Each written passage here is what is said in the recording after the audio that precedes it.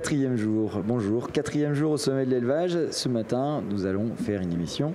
Les experts sous le hangar. Dans cette émission, on est encore, nous, sous le hangar, en partenariat avec le comptoir des éleveurs. On en est très contents et ça se passe très bien, c'est très cool.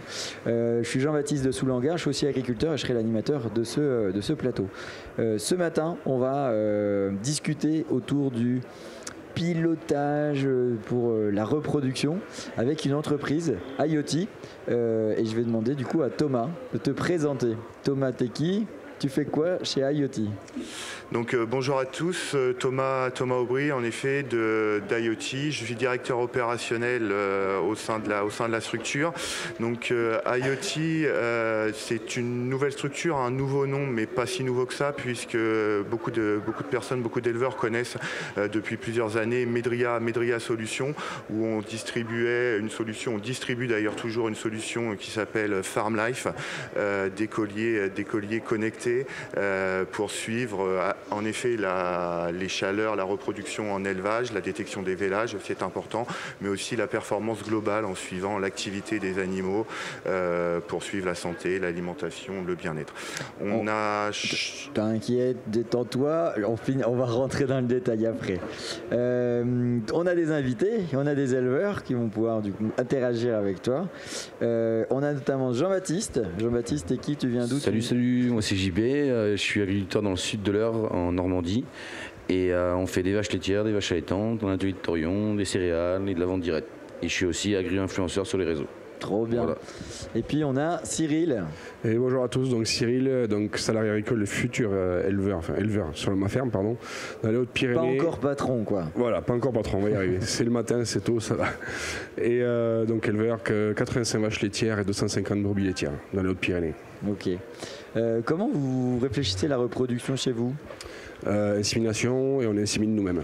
Ok. Avec caméra au début sur les petites génisses et maintenant on passe tout en insémination nous-mêmes de toute façon. Ok, on va regarder ça, c'est juste pour présenter. Toi c'est pareil, ça se réfléchit comment l'insémination chez toi ? Pas l'insémination, la reproduction. Moi je suis en monte naturelle. Ouais. Voilà. Ok. Je suis en monte naturelle.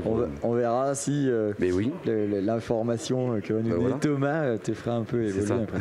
Alors effectivement Thomas, tu commençais à rentrer dans l'explication de l'entreprise, c'est important qu'on fasse un petit focus là-dessus pour bien comprendre. Soit c'est pas connu en fait des éleveurs, soit effectivement des éleveurs ont connu Medria. Voilà, il y a eu des rachats un peu dans tous les sens. Est-ce que tu peux nous le refaire un peu justement simplement qui est qui et aujourd'hui les entreprises qui sont affichées et les noms à retenir, toi. Exactement Jean-Baptiste, donc je disais ça bouge chez Medria, ça bouge chez IoT, on a changé d'ambition, c'est aussi pour ça qu'on a changé de nom au printemps dernier où on a souhaité être maître de notre destin et développer notre propre solution, nos propres capteurs. Alors IoT, on est... Alors attends, n'hésite pas à poser le micro sur le menton. Parfait, merci. Donc IoT, on est une filiale, ça c'est important à bien comprendre, du groupe Gène Diffusion et du groupe Synergie, donc des organismes de conseil en élevage et puis évidemment centre d'insémination qui est Gène Diffusion. On s'appuie justement sur des connaissances métiers importantes qu'on va retrouver au niveau de ces groupes et qui nous a permis rapidement de développer cette propre solution, de développer nos capteurs et surtout essayer de garder du sens, essayer d'être proche des éleveurs et de s'adapter vraiment aux besoins. Pas de la technologie pour de la technologie qui a vraiment du sens dans les élevages. Ok, très bien. Donc, et en plus, je crois que ça a été lancé très récemment, il y a 15 jours, quoi, IoT. Tout à fait, ça a été lancé à l'occasion du SPACE il y a 15 jours. La nouvelle solution s'appelle Mosae, Monitoring Zootechnie Animaux d'élevage. Donc c'est bien, c'est le nom à retenir, Mosae, c'est la solution à la fois logiciel, à la fois capteur, à la fois plateforme de traitement de données qu'on a lancé il y a 15 jours à l'occasion du SPACE. Bon voilà, alors je vais me répéter, mais donc IoT a lancé Mosae, du coup la solution pour suivre justement la reproduction. Et puis, exactement, donc on est reparti de zéro, ça nous a permis de partir avec des technos de 2024 qui offrent de plus en plus de perspectives et de possibilités en termes de services aux éleveurs. Du coup, ouais, c'est ça. Alors, colle bien ton micro sur le menton. pour ceux qui ne connaîtraient pas justement, c'est quoi les produits précisément que tu as dans la gamme? Donc on a voulu... Si on veut les expliquer à un néophyte. Hein. En quelques mots, c'est des objets connectés, donc on a voulu connecter un maximum d'outils, notamment des outils qui sont déjà présents dans les élevages. On pense aux robots de traite, aux portes de tri par exemple. Donc on a intégré à notre capteur du RFID. On a intégré à notre capteur aussi du Bluetooth, donc un outil qui est présent dans les poches de tous les éleveurs, c'est le smartphone. Donc l'interaction entre notre capteur et le smartphone était important pour simplifier un petit cas d'usage, par exemple retrouver une vache. C'est bien d'envoyer une alerte quand une vache a été inséminée ou quand une vache a un trouble de santé, mais c'est encore mieux d'accompagner l'éleveur avec son smartphone jusqu'à la vache qui nécessite une attention. Au niveau du capteur, on retrouve de l'accélérométrie, donc on va étudier le comportement des animaux qui va nous permettre de détecter les chaleurs, les vélages, mais surtout les troubles de santé à travers des temps de rumination, des temps d'ingestion, des temps couchés, debout. Donc c'est de l'analyse de données sur des serveurs pour restituer de l'information traitée et digeste, on va dire, pour les éleveurs. Ce qui est l'évolution de la refonte, tu l'as dit un tout petit peu, mais on va insister aussi là-dessus. Vous êtes parti de l'historique qui existait, mais vous avez quand même refait table rase en fait de cet historique en reprenant toutes les nouvelles technologies qui permettent des connexions plus rapides, qui justement permettent de jouer avec le téléphone, qui est quand même plus simple, parce que c'est ça que vous avez plus dans la jour, c'est poche. super important. Voilà. D'avoir une alerte sur le téléphone, c'est super important, des choses comme ça. Et puis le téléphone, tu l'as tout le temps. Et oui, t'es pas sur un autre objet. Et puis de nos jours, t'as pas le choix de l'avoir sur toi. En tant qu'agriculteur, tu reçois des mails, tout ça, des coups de téléphone, c'est important. Toi, pardon, tu voulais dire quelque chose? Ouais, j'allais demander, vous êtes basé où, votre entreprise? Donc on est basé à Laval, dans les Pays de la Loire. Après, on a plusieurs sites chez nos actionnaires, Synergie, chez GN Diffusion aussi. Hein. On est présent principalement dans le nord-ouest de la France. Après, on travaille avec des distributeurs. Donc on est présent aussi sur toute la France à travers nos partenaires distributeurs. Toi, c'était quoi ton expérience avant de ces outils pour t'aider à suivre c'était surtout au niveau des détections de chaleur, surtout des petites génisses, c'est là où c'est le plus compliqué. Bon, on va dire les vaches laitières c'est plus facile, on va dire, mais les génisses c'est toujours compliqué. Et c'était des vieux capteurs quand même, c'est juste vraiment sur la podomètre, c'était un podomètre en fait, ce qui nous permettait de vraiment voir les chaleurs. Mais on y travaille et je pense qu'on va y revenir dessus parce que nous on a l'inconvénient d'avoir les bâtiments un peu éloignés, donc c'est des animaux qu'on ne voit pas toute la journée. Et c'est toujours compliqué. Et donc aujourd'hui, une insémination, quand elle est faite au bon moment, c'est plus de 70 voire 75% de réussite. Et ça, c'est important, je pense. Parce que là, nous, on voit qu'on a des moments où les vaches ne prennent pas parce qu'on n'est pas pile poil au bon moment. Et je pense que c'est important. Ouais. Toi, c'est quoi Alors, toi, tu nous as donné des chiffres, mais du coup, des chiffres à toi. Un éleveur qui est équipé, c'est quoi la performance ou la rentabilité même, j'allais dire, en fait, de cet investissement? La rentabilité, elle peut être assez rapide quand on fait de l'insémination. Si on s'intéresse à la détection des chaleurs, en moyenne, un éleveur qui s'équipe va gagner 17 jours d'intervalle vélage-vélage. Rien qu'avec ce poste-là, ça permet d'amortir le matériel. Après, juste pour être concret, intervalle vélage-vélage, grosso modo, ça va faire en sorte qu'on va produire plus de lait, quoi. On va produire plus de lait plus rapidement à des grosses. Exactement. Et ce qu'il faut avoir en tête, c'est qu'une journée d'intervalle vélage gagné, c'est à peu près 2 euros par vache. Aujourd'hui, le coût d'un service Mosae tourne entre 30 et 40 euros par vache et par an. Donc rien qu'avec ce poste-là, on arrive rapidement à retrouver ces petits, si j'ose dire. Et puis ça peut faire aussi économiser des inséminations aussi, parce que la chaleur... avec le matériel, elle était tout de suite, quoi. Exactement. Et il y a un élément qui est très difficilement chiffrable, mais c'est bien souvent pour ça que les éleveurs investissent, c'est le confort de travail que ça peut apporter, la sérénité que ça peut apporter, de ne pas se poser de questions, de ne pas avoir de stress que vous pouviez avoir sur vos génisses, de ne pas avoir de stress, de dire je ne les vois pas en chaleur, je ne comprends pas ce qui se passe, je perds du temps. Donc c'est primordial. Et c'est peut-être encore plus vrai sur la partie vélage, où là ça nécessite aussi un suivi important des éleveurs pour la partie vélage. Et là, on confie vraiment l'astreinte à un outil, à une solution, quoi. Ok. Ça coûte combien d'ailleurs une dose d'insémination pour là aussi alors oui, toi tu sais pas. Une dose d'insémination. Alors on va dire ça dépend des qualités de taureaux parce qu'aujourd'hui on a des calendriers, des bouquins assez importants, mais ça va de 15 € à ça peut monter à 60 € la dose. Mais chez nous on est en moyenne entre 35 et 40 € la dose. Donc le Rocco du taureau c'est 60 € la dose. Ok, ça marche. Non mais c'est pour rajouter justement dans la compréhension effectivement du gain en fait que peut avoir l'éleveur par rapport à ça. Ok. Aujourd'hui, c'est quel type d'éleveur qui va s'intéresser, quel profil va s'intéresser à ça? Est-ce que c'est plus un Cédric, un Cyril, ou est-ce que c'est un Jean-Baptiste qui, jeune, va peut-être faire évoluer ses pratiques? Alors, trouver un profil d'éleveur type, c'est très compliqué. Aujourd'hui, c'est en plein boom. Hein, le monitoring, ça se développe vraiment très fort depuis une dizaine d'années. Le fait qu'on ait plusieurs services différents et des services à la carte, ça nous permet aussi de nous adresser à des éleveurs comme toi qui inséminent pas forcément, mais qui vont retrouver leur compte, on va dire, sur la partie vélage, par exemple. Voilà, on retrouve évidemment des grands élevages aussi, des gros élevages qui ont des problématiques de personnel, essayer de limiter la contrainte personnelle dans les exploitations qui est un vrai problème. Et on retrouve aussi des petites exploitations un peu plus assises économiquement et puis qui vont chercher du confort au quotidien. Donc vous donnez un profil d'éleveur type, tout éleveur a besoin de confort de travail, quoi. Et question bête, peu importe les races, enfin, je veux dire ça marche peu importe, évidemment. Oui. Ouais, ça a été un élément important. C'est vrai qu'au tout départ du monitoring, c'est peut-être un peu plus les laitiers. On s'était peut-être un peu plus intéressé aux laitiers. Aujourd'hui, il y a aussi un vrai marché, un vrai besoin en allaitant. Et toutes nos solutions, on les a développées avec le même type de fiabilité qu'en laitier ou qu'en allaitant. Il y a justement les allaitants aujourd'hui sur le sommet de l'élevage, quand tu vois des éleveurs, ils sont attentifs, ils veulent rattraper un retard. C'est quoi justement leur approche? Puisque justement on pensait plus aux laitiers et que ici quand vous êtes au sommet, c'est peut-être quand même pour parler plus. Clairement, en allaitant, les vélages sont une vraie problématique. Hein. C'est le produit de l'année, donc là il y a un vrai intérêt pour les éleveurs allaitants.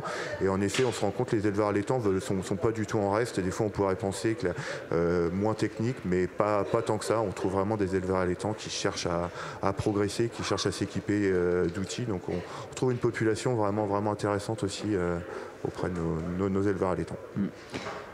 Pourquoi tu as arrêté?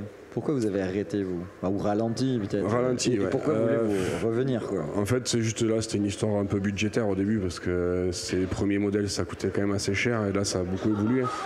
Et puis c'est quand même le moment où on a eu la passation entre deux associés qui a fait que celui qui est arrivé il n'était pas trop dans cette partie technologique, donc ça a un peu bifurqué. Mais moi je m'y remets dedans et j'ai dit non, il faut vraiment qu'on en prenne parce qu'on a vraiment ce souci sur les génisses qui nous pose problème. Où le soir on est obligé de faire le tour tard pour vraiment voir si elles bougent ou pas la nuit. Enfin, ça devient compliqué, donc il faut vraiment qu'on y arrive. Là aussi, toi tu as des salariés. Alors, toi tu es un salarié, mais il y a des salariés. On a des salariés qui sont sur l'élevage, donc nous on est 4 associés, bientôt 5 avec moi et on a 6 salariés. Et aujourd'hui, on a un salarié sur les vaches laitières qui est obligé de faire le tour. On lui fait faire le tour 2 jours par semaine, mais il est obligé de le faire et c'est toujours un inconvénient quand même. Il y avait... Vas-y, tu voulais... En fait, on a une réponse depuis quelques années à ça. C'est vrai que les investissements, ça pouvait mettre un frein. Et chez IoT, on a lancé en 2019... à travers nos distributeurs, des entreprises de services. Et le matériel, c'est pas une motivation en soi. Souvent, je dis le matériel avec une contrainte, c'est de tomber en panne. La valeur, elle est vraiment dans les alertes, dans l'application, dans le traitement des données qu'on récupère dans vos élevages pour vous restituer.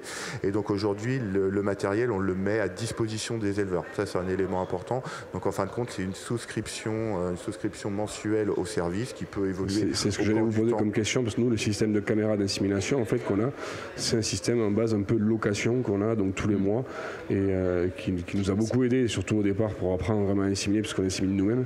Mais si vous faites ça c'est vraiment bien, quoi. Je trouve ça intéressant, quoi. Ouais, c'est pas mal parce que du coup l'éleveur il n'a pas porté la vétusté, on va dire, de la technologie, dans le sens où ça lui appartient pas. Si la technologie évolue, à un moment donné, il y a un renouvellement Exactement, qui est à notre charge, et l'éleveur est sûr d'avoir toujours la dernière version logicielle, la dernière version matérielle à disposition.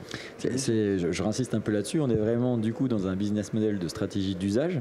En fait, moi, je m'en fiche d'être propriétaire de tel ou tel outil. Ce que je veux, c'est telle réussite, et du coup, je vais payer pour aller chercher une réussite. C'est exactement ça. Très bien. Vous avez des questions? Pour le moment, non, c'est clair. Il paraît qu'il y a un... Donc vous avez lancé tout ça il y a 15 jours au SPACE, et il paraît que vous avez une nouveauté sur le sommet.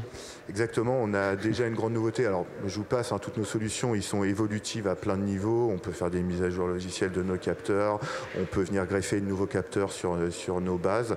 Oui. Et on a déjà eu l'opportunité de tisser un partenariat avec une entreprise qui s'appelle Elixin, qui a développé un capteur en parallèle de notre capteur, un capteur de détection de vélage qu'on vient placer sous la queue de l'animal, qui va prendre la température et l'activité autour du vélage, et qui va de manière très fiable détecter les vélages. Donc on va s'adresser à notamment des éleveurs allaitants ou laitiers qui veulent être vraiment présents sur 100% des vélages. Donc ça, c'est venu déjà compléter, on va dire, l'écosystème de capteurs d'IoT, l'écosystème Mosae qu'on a lancé au SPACE. Donc la grande nouveauté, déjà 15 jours après avoir lancé Mosae, on a déjà une nouveauté, un nouveau capteur qui vient rejoindre l'écosystème.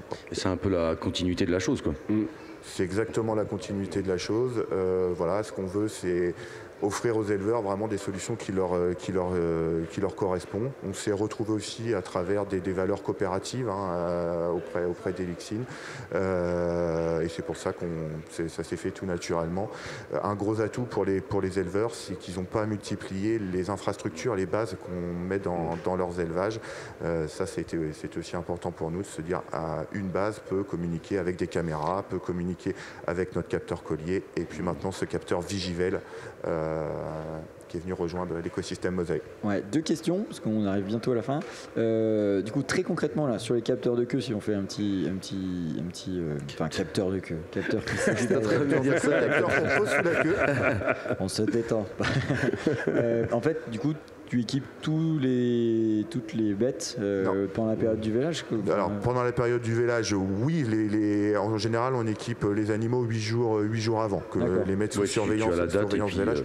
Voilà. Donc, tu n'es pas obligé d'acheter pour tous tes animaux? Non. En général, c'est des kits de 4 capteurs, ou plus si jamais il y a des vélages groupés, mais on peut passer le capteur d'une vache à l'autre. Ce capteur-là a la caractéristique de pouvoir être utilisé sur plusieurs vaches. Ce qui n'est pas le cas de notre collier. Le collier, aujourd'hui, les éleveurs les utilisent tout au long du cycle de vie de la vache. Enfin, c'est deux approches différentes mais complémentaires. Une petite question, les capteurs, vous les fixez comment? C'est scotch pareil comme ce qu'on a? Alors scotch, on a un strap qui se veut respirant et qui permet, voilà. Donc, une petite contrainte, c'est de poser le capteur. On peut avoir des éleveurs laitiers qui veulent faire simple et qui veulent utiliser le collier. C'est pour ça qu'on a les 2 solutions au niveau des vélages. Ok. T'allais dire quelque chose, non? Non, je voudrais surtout pas te couper, tu vois. Je t'en prie, JBS. Non. Voilà, question aussi qu'un néophyte pourrait se poser. Tout ça, ces objets connectés, moi je suis dans un coin, ça capte pas, la campagne, sous les hangars et tout ça. Bon, en réalité, tu vas me dire que ça marche, évidemment. Mais... on a fait vraiment des pas en avant importants là, de ces dernières années. Aujourd'hui, ce qu'on appelle les gateways, les bases, ils communiquent en 4G, en carte SIM. On a 700 hectares de portée, donc si jamais on n'a pas de 4G à un endroit sur l'exploitation, il nous suffit de décaler de quelques mètres ou quelques dizaines de mètres les bases. Et donc aujourd'hui, c'est vraiment pas, c'est plus une problématique, quoi. Ouais, ok. Allez, on est entre nous.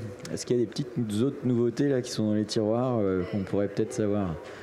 Alors les nouveautés, oui, il y en aura. On va pouvoir évoluer sur les capteurs eux-mêmes. Alors il y a des nouveautés que vous allez voir apparaître. Tout simplement, c'est les logiciels qu'on intègre aux capteurs qui vont évoluer pour mesurer des éléments comme la locomotion, les boiteries, des choses comme ça qui vont arriver. Oui, des nouveautés. C'est une des caractéristiques de la solution Mosae qu'on a créée, c'est qu'on souhaite qu'elle soit évolutive, aussi bien au niveau des serveurs, transparent pour l'éleveur, au niveau de l'applicatif et puis au niveau du capteur lui-même, quoi. Très bien. Bon, est-ce que ça te motive? Ah oui, ça m'intéresse. Je pense qu'on va discuter après. Bon, Jean-Baptiste, il faudra encore discuter avec le papounet. Mais c'est ça, exactement. Pour peut-être faire évoluer les pratiques. Bon, merci Thomas. Merci, je ne sais plus. Attends, Cyril, Jean-Baptiste, merci beaucoup.